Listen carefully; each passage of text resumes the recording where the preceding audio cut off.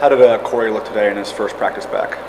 Yeah, Cory looked great. Good to have him back. We didn't do anything live, but he's feeling healthy, and we're excited to have him back. Is he expected to play on Friday? I don't know. Yeah, we'll see.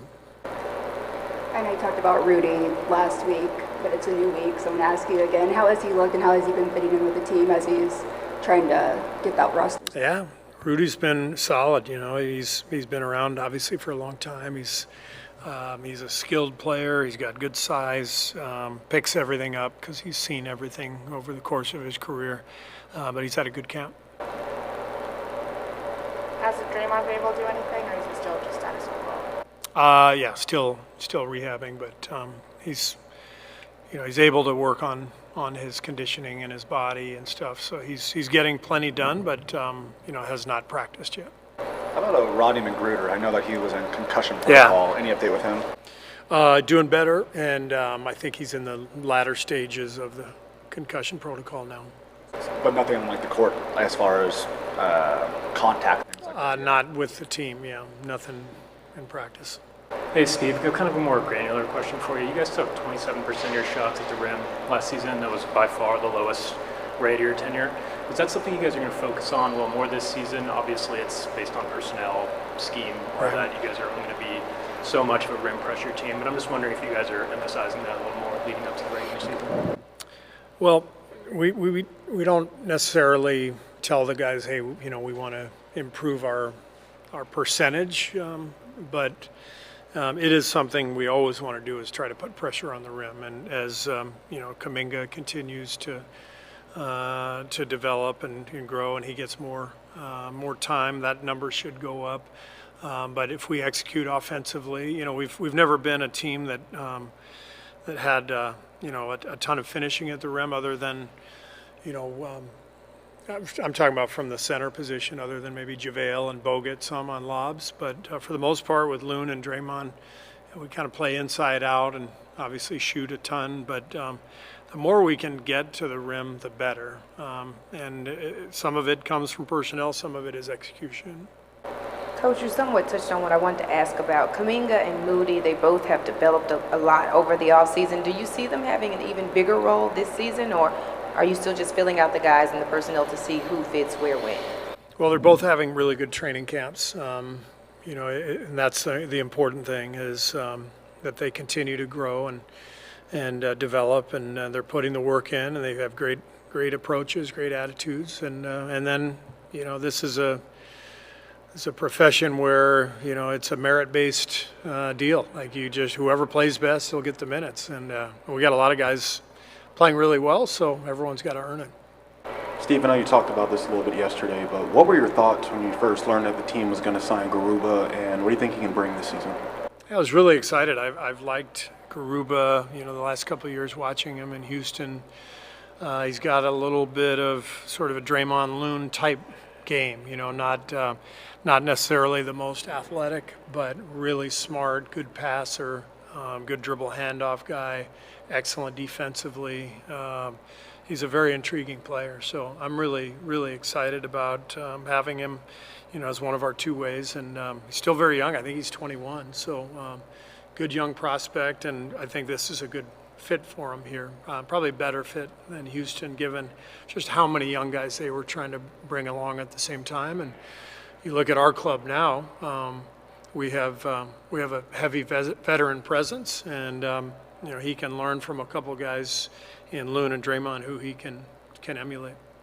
And we talked all off-season about Dario's theoretical fit. We talked about it through the early days of training camp, but getting to see it on the court in a preseason game, despite limited sample size, what are your thoughts on, how he's fitting in here?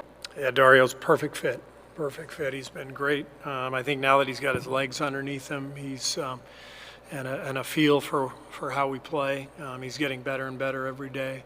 But we really missed that dynamic last year, that that Bjelica-Porter type player, big, who can stretch the floor but still make plays, and good passer. That really changes the equation offensively when you have someone out there you can kind of run the offense through and can space the floor with a three-point shot. So I'm really excited about him. Steve, you mentioned after last season, the way you saw from Moses in practice, him doing the little things, gaining more confidence, fighting for rebounds, really hustling. That's one of the reasons why he got some extra playing time in the playoffs against the Kings and the Lakers. Are you looking to see more of that from him, obviously, or is there something specific he could perhaps do to get minutes, whether it's being more aggressive with his shot, attacking closeouts, moving the ball, finding people on the drive? Is there something specific he needs to do to perhaps become a regular rotation player? Well, he's working every day on all of the skills that are necessary to become a complete player and a rotation player. So, last year I thought where he really improved was crashing the glass on offense.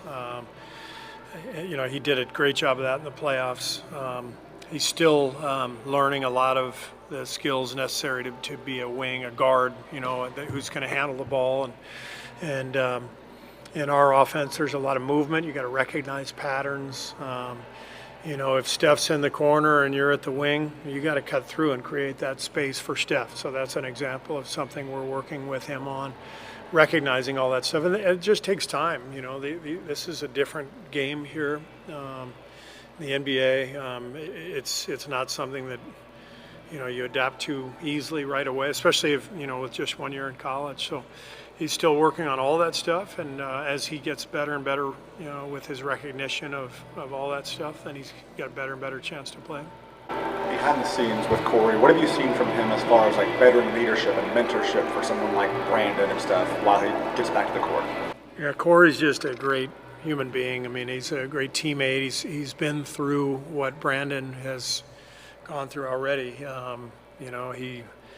He as a rookie in San Antonio, 1 year in college, he had a lot to learn, and but that was a great place to go, to be coached by Pop and play with that group, and so he can recount those experiences to Brandin, and Brandin can relate to that, and Cory's just rock solid. I mean, whether he's playing or in a reserve role, he's going to be a really important member of the team because he's always pulling for the group.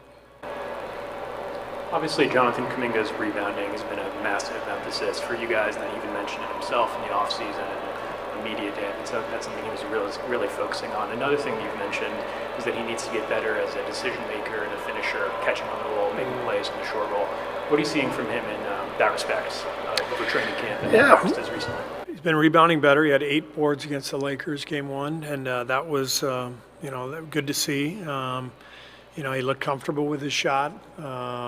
He did a lot of good things in that game. So he's got to continue to work and continue to make the right decisions and play with energy, sprint the floor, crash the glass, all that stuff. And as he gets better and better with that, he'll play more and more.